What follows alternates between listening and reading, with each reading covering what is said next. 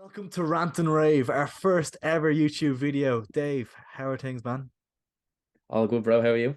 All good, all good. Excited for this now. What better way to start off the channel than to look at UFC 284, an absolutely cracking card. Pound for pound number one versus pound for pound number two. It doesn't get any bigger, does it?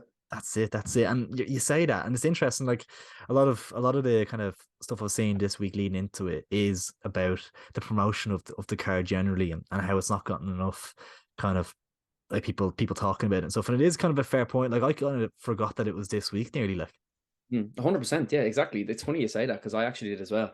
But I think the media were kind of saying that they were focusing on other events and then they kind of hype it up the week of. But like for something of this magnitude, you'd kind of think that they would have been leading up to it the last kind of 2 or 3 weeks, but it doesn't seem to have happened. I Like, wonder if it's like a case of like no one on the card's a big kind of trash talker. No one's like a I don't know, but like it's two titles on the line. no, Like it it's like a shouldn't. big It deal. shouldn't matter. For such a big fight like Islam and Volkanovski, champ versus champ like is already a big thing. But number one versus number two, it's never happened ever Hmm. in the whole UFC. I think the one thing I would say maybe that lacks on the promotion side of it is the main card isn't as strong as probably they would have liked it to be. It's a case of like hoping that pound for pound one versus pound for pound two sells Mhm. itself, and it does to a degree. But it'd be interesting Yeah, to see kind of the pay per view numbers and how well it does. Obviously, being in Australia, does it main card is quite stacked with Australian talent. Obviously Jimmy Crute first up against Alonzo Manyfield. Jimmy Crute, number 12 in the light heavyweight rankings on a main card. It's a good opportunity for him to show us what he's got really. yeah, 100%. I think that's the idea. Really, put him on a card. He's a hometown boy. Big fight on the main event, so it's a lot of eyes on him and stuff. I think as you say, they're trying to push the Australian stars and trying to make stars out of them. They look about equal in height, reach, leg reach. All the tail of the tape looks about equal. Similar records as well. 12 wins, 3 losses, 13 wins, 3 losses. So they look to be quite equally matched. So That light heavyweight division is quite poor these days as well. So like a win for him could he might not be a million miles away from a title shot nearly because the division is so weak. yeah, so Jamal Hill just won the vacant title, and as you say, John Jones isn't return. His return won't be at light heavyweight, so there's a bit of a lack of excitement at that weight at the moment. Like it's just a weak division at the moment. It's probably one of the weakest kind of male divisions in the UFC really. Yeah, yeah, no, I wouldn't disagree with that. Yeah, Moving on to a heavyweight bout, this one could be an absolute shit show. Justin Taffa against Parker Porter. Both don't have great records. This one, it's going to be an early knockout or it's going to be a slugfest and not a pretty one. the general consensus among the community is that this is a bit of a farce. This kind of got thrown on the main card, but it doesn't have any right on such a big card. As you say, I think the UFC are probably hoping for it to be an exciting kind of slugfest, two big guys that can just throw down. But I mean, they're big guys. I don't know. They could end up kind of gassing out early, and it could end up being a really boring fight. So Yeah. it's hard to know. I mean, I would probably side with the New Zealander. He's closer to home. He's that bit younger and stuff, so you probably will give it to him if you had to give Yeah. it to anyone. Gonna be interesting when you'd hope for like an early knockout there just for a bit of excitement to kind of build a hype lead into the Yeah, final three fights, which are going to be good. 100%. I'd say that's what they're hoping for as well. But yeah, we'll see what happens. To move on to the third fight of the main card, welterweight strikers Jack Della Maddalena and Randy Brown. Yes, this is gonna be a good fight. I think obviously I think both are just outside being ranked at the moment, so it's a big opportunity for both fighters to get in the top 15. And I think Maddalena has looked really, really promising. He's looking to I think it's put his win streak to four fights now. So yeah, big opportunity Yeah, for him to break into the welterweight rankings. Obviously, it's an absolute shark tank. Like it's an unbelievable weight class, and once you get in there, it's tough. It's tough to move your way up, but definitely a big opportunity for him to kind of stake a claim this weekend. yeah. No, as you say, like, but some divisions are just so competitive. It's crazy. Like, so you could be as good a fighter as anyone, but if you get into that top 10, like you could lose to anyone. Anyone could lose to anyone on a given day. But yeah, it is a great opportunity. Obviously, he's Australian as well, so he'll have the crowd behind him. I think the UFC are kind of looking to push him. As you say, he's won his last three. I think you were saying. Yeah, Um, so yeah, big opportunity for him. So should be a good fight. yeah. I'd fancy Maddalena in front of his own people. You I'd would fancy have, him to yeah. get the dub. I Uh, think, I think, I think it's meant to be. I don't know a whole lot about Randy Brown. I won't lie, but I think it is meant to be a winnable fight. I think Randy's a little bit longer and stuff, but Jack is quite bulkier and probably a bit more powerful. So Yeah, I think the predictions would be maybe something of an early KO potentially. Randy Brown's kind of that, in that like jobber kind of like Yeah, role, he's isn't playing that type of role, but sometimes those roles get reversed, and he could come out and shock everyone. he? Yeah, So yeah, it could be absolutely. an upset, but we'll see. And then obviously you have to move on to our co-main event. Like this one's a weird one. Like I saw Chael Sonnen released a video today as this has been filmed, and I think he was saying like both guys just don't know how to promote fights, like they just don't know how to do it. And it is a case of like this is a weird one because obviously it's for the interim featherweight title, and Holloway's still in the mix, obviously number one, but obviously with the Mm. champion, he's lost three times. You can't No, really make a case at just all for a fourth. Like no, no. so you have to try and kind of blood some fresh blood. But Josh Emmett, 37 years old. Like this is probably Yeah, his last chance at goal, really. yeah, it's funny that 37 years old. Wow, that is old. But as you know, Glover proved that age That's doesn't it. mean you can't become a UFC champion. But it's tough. Like, do you think that an interim title was the right shout? Like, do you think it what might have been slightly premature, or do you think it was just something to another title fight to kind of throw on the card to gain interest? Yeah, I think it was a case of that, definitely, because obviously VOLK is in the main event as well, so it might line up well to have it on the same card, and then they can fight later on in the year. They might have the same similar kind of recovery or whatever, and be ready to go similar time. So then you can have your champion versus champion. It kind of probably a good idea from the UFC to try and keep some hype in the 145 division. But looking at Emmett's record, obviously his last fight, you won a split decision over Calvin Cater. Hmm. Like not overly convincing, really. Then Yeah, I heard. Yeah. looking at Yair, uh, hasn't been overly active, really. Like his last three fights, obviously beat Brian Ortega, who Hmm. I think it was a dislocated shoulder, and the fight had to be stopped. So that's not overly convincing. He looked good in the fight. He definitely looked good, and Ortega's obviously right up there amongst the elite.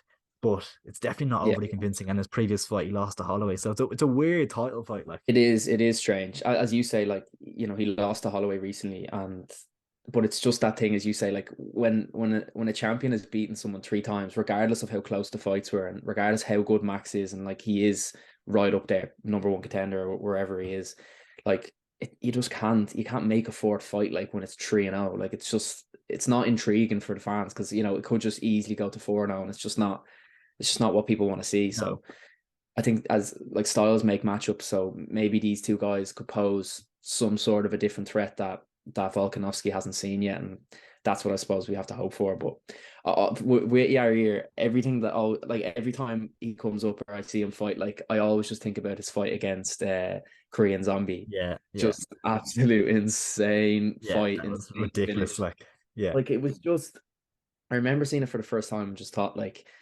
that, like he didn't even mean to do that, and still I'm not even 100% sure if he meant to do that. Like it He was was on the just I think it was on the bell. Like it was the fight was like about to end, wasn't it? 4 minutes 58 seconds to the final round or something. It was just bizarre, and it was like the nastiest elbow as well. Like I've never seen anything like it. But when they slow it down, it kind of looks like he did mean to do I it. It's think he just crazy. 100% meant it. Yeah, I think so.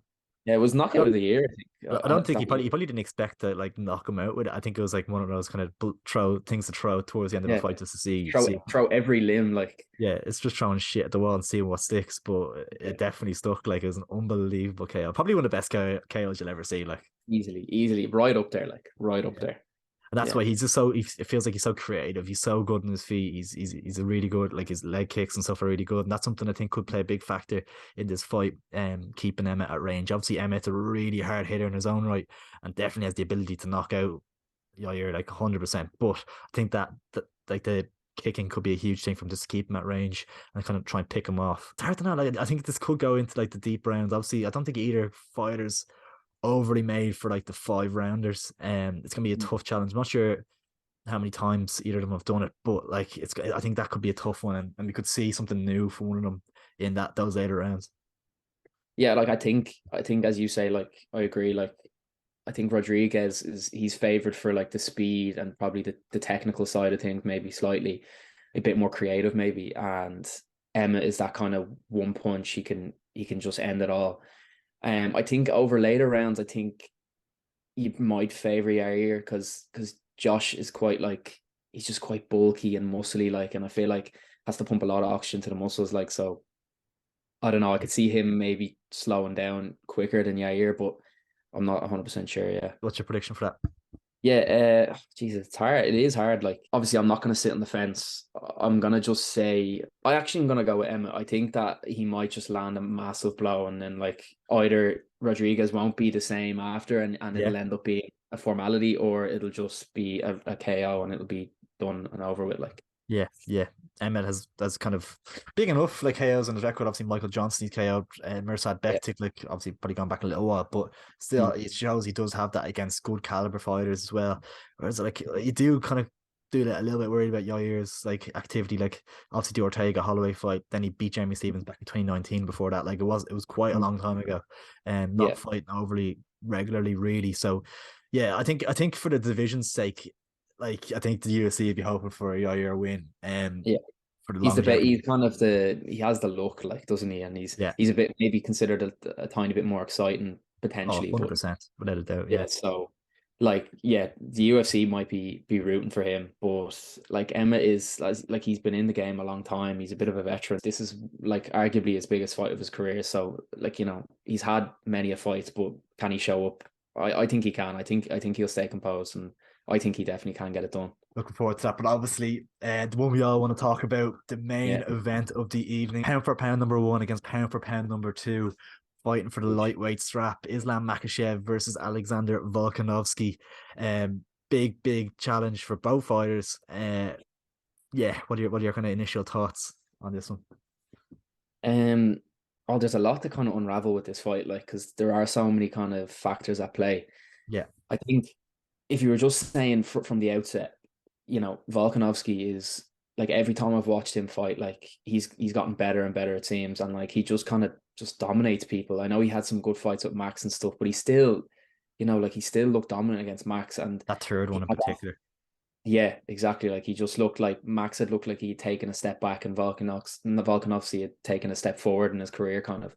And like I remember watching the fight against Zombie, and he just looked.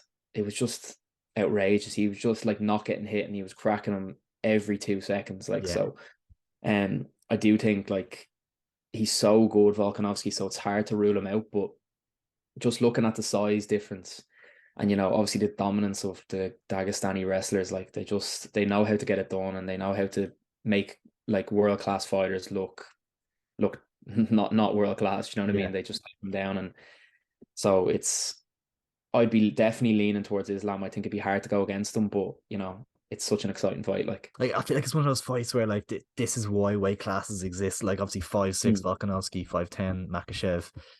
yeah, Obviously Volkanovski's bulky, and as we were talking about earlier on, like he played rugby. He was over 200 pounds mhm, playing rugby. Like he's a yeah, unit. Like, hmm, I don't think it'd be easy to get down at all. But like I always think back to that 155 pound fight between Poirier and Holloway. And I just remember the size yeah, difference between like Poirier. There's a really good fight, but Poirier was just the size and the sheer size, like kind of dominated him. And I wasn't expecting it because Holloway is quite tall, but just like hmm, he was so lean and like Poirier was just so big compared to him. I think it could be a case of like we're shocked nearly by the size difference when they get in there and face hmm, off. And this could be one where it's like it's so easy to say, obviously, oh, Islam will get him down easily, done. Or like it's a tough fight for him and he can't get him down, and then you favor Volk on the feet. Like, but like I just think I always go back to the sizes, and it's like this is maybe why weight classes exist, and this could be one step too far from. yeah, 100%. I think that comparison is very, very relevant for this fight. The one, like, I actually forgot about that fight, but I remember watching the Poirier Holloway fight, and like leading up to it, as you say, Holloway's tall, so like when they're squaring up, you can see them. They're both tall guys, and you think this is going to be a good fight. And then when they were in there, it just looked like Poirier was just way bigger. Like he just looked Yeah, so much stronger than Max, there's and an it element of showed that as well. with Poirier and McGregor. I thought as well. I thought Poirier just Yeah, looked a lot bigger than him as well. looked bigger. Poirier is like, in fairness, he's a very like built lightweight, like. Yeah, I can't uh, believe he fought a featherweight before. He must have been killing himself. Like, Crazy, crazy. Do you remember flipping? God rest his soul now. Anthony Rumble. Johnson is Yeah. Rumble. Yeah, he fought at 170. welterweight. He fought at Insane. welterweight and That's heavyweight. insane. And then It's he's KOing absolutely people for fun at light crazy. heavyweight. Like, It's mental. Do you know? I'll give you another comparison that's relevant to kind of that what you said there. When Izzy went up and fought Blahovic, yeah, it's great just show. the exact same thing where it's like Izzy, like I mean, I think no one would go against you to say that Izzy is technically a better fighter than Blachowicz, but it is that thing that he jumped 20 pounds to go up to light heavyweight, and he was the smaller man, and and I think that's what I was reading. Kind of the consensus is like Volk. You could argue Volk is a better fighter pound for pound, Yeah, but a good fighter who's bigger beats a good fighter who's smaller, and that's just what people are saying. So, yeah, and as you say, like it could be as easy as saying, "Oh, if it stays in the feet, Volk has the advantage," and if it goes to the ground, Islam does. But I think I don't see a scenario where Islam struggles to get him down. I think he might stuff the first 2-3 takedowns, but it's it's only just a gonna matter be of time. so persistent. Like, Yeah, it's only a matter of time. I really do think that, and I do think Islam that gets it done definitely. yeah, like, and you actually think back to the Khabib McGregor fight, and you always say, "Oh, if it stays in the feet, McGregor has that advantage." But you're so worried about the takedown constantly that Khabib was able to Yeah, land the overhand right, yeah, and like that could be a similar situation with this. Like Islam has power in his hands as well, and Volk could be Mhm. so scared about the takedown and focus on that, and then Islam can maybe land some stuff on the feet as well. But the one, if Mm. it's to play devil's advocate, because I do fancy Islam, I think it's hard to knock back him for this fight. But play devil's advocate, I do think Volkanovski's record and like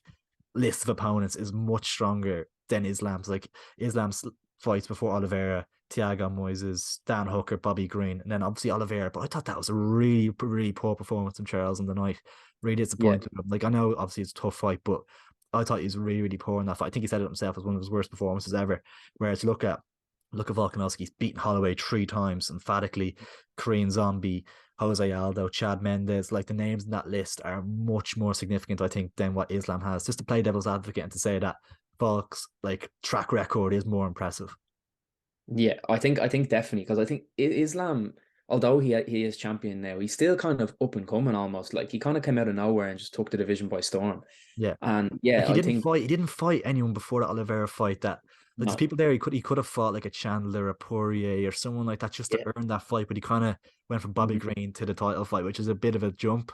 And I thought at the yeah, time that might be too a jump too far for him, but obviously he proved me wrong. And that was kind of throwing at Khabib a little bit as well. Like his record was padded and stuff, and obviously he kind of proved everyone wrong and just beat the shit out of everyone. But I think and Islam could do exactly the same thing. But I think you have to show it first and show it like that you can beat everyone in the division. And I don't think he's done that just yet, Islam. no. I think he proved a lot beating Charles.